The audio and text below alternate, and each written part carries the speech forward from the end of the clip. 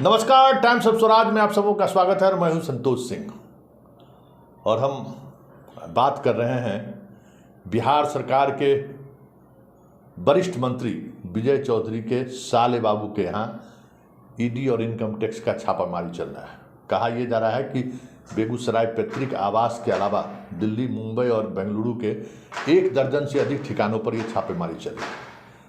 लेकिन मित्रों, आपको याद होगा कि लगातार हम ये जानकारी आपको दे रहे थे कि विपक्षी एकता की बैठक से ठीक पहले बड़ा ऑपरेशन सीबीआई और ईडी करेगी, हमारा सोर्स बता रहा है।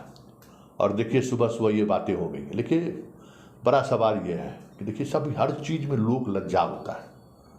और हम बार बार कहते हैं कि संघ और बीजेपी के लोगों के पास लोक लज्जा भी अब नहीं रहा। ठीक है, भ्रष्ट हैं, जब से ललन सिंह से भी उनका बड़ा करीबी रिश्ता रहा है। जल संसाधन विभाग के तमाम बड़े टेंडर कारू सिंह को मिलता रहा है, इसमें कोई संदेह नहीं है।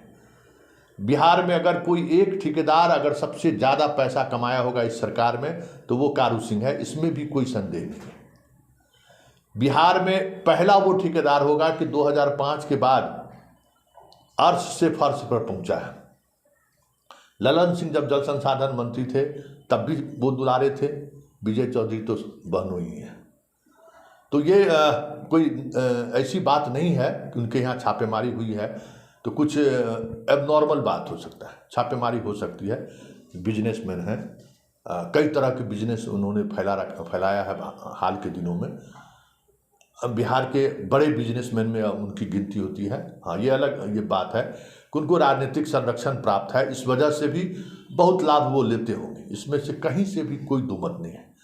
लेकिन जिस तरीके से छापेमारी हुई है, देखिए, याद करिए कि जब गठबंधन बदला था और ललन सिंह का बयान लगातार आना शुरू हुआ तो ललन सिंह के सबसे करीबी गब्बू सिंह के यहाँ छापेमारी हुई, जिन पर ईडी लगभग 100 करोड़ का जो है सो केस किया है।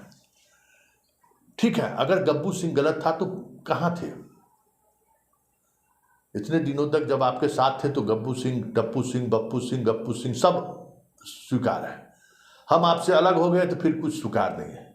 अगर वो भ्रष्ट था तो पहले कहाँ था? कारू सिंह अगर गलत तरीके से पैसा कमाया है तो पहले कहाँ थे? आप कहते हैं ना कि भ्रष्टाचार का जीरो टॉलरेंस, हम न खाते हैं न खिलाते हैं, नीतीशो बाबू करते हैं, मोदियों यही काम करता है, समझ गए ना? वो भी यही बोलते रहता है, अपने सीबीआई ईडी को भाषण पिलाएगा, कहेगा डरना नहीं है, हम तुम्हारे साथ हैं।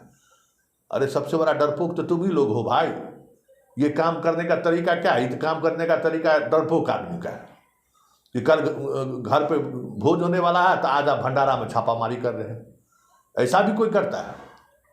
हर कोई समझ रहा हो। एक बात बताइए भाई साहब कि ये जो छापेमारी है, महान भ्रष्ट भी हो, गलत तरीके से पैसा कमाया हो, विजय चौधरी ललन सिंह का फाइनेंसर हो, लेकिन आज जिस तरीके से छापेमारी हुई है, क्या संदेश जाएगा पूरे देश में? क्या संदेश जाएगा कि बिहार में विपक्षी एकता की कल बैठक होने वाली है और आज वहां के मंत्री के रिश्तेदार के यहाँ छापेमारी कर दिए।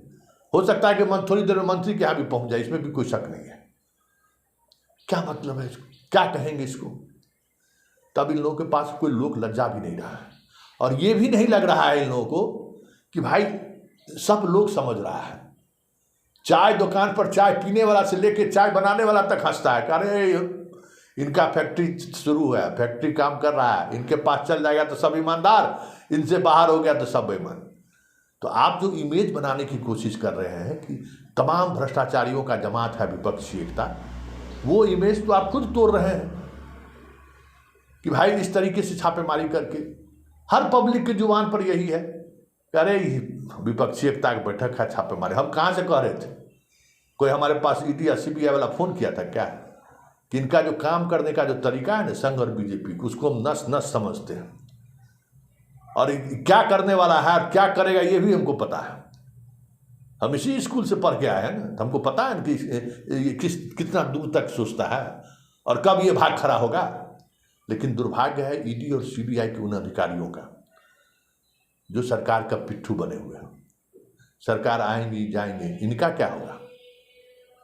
ये कहाँ के रहेंगे? इनकी नौकरी, इनके परिवार का क्या होगा? जरा ये सोचिए ना।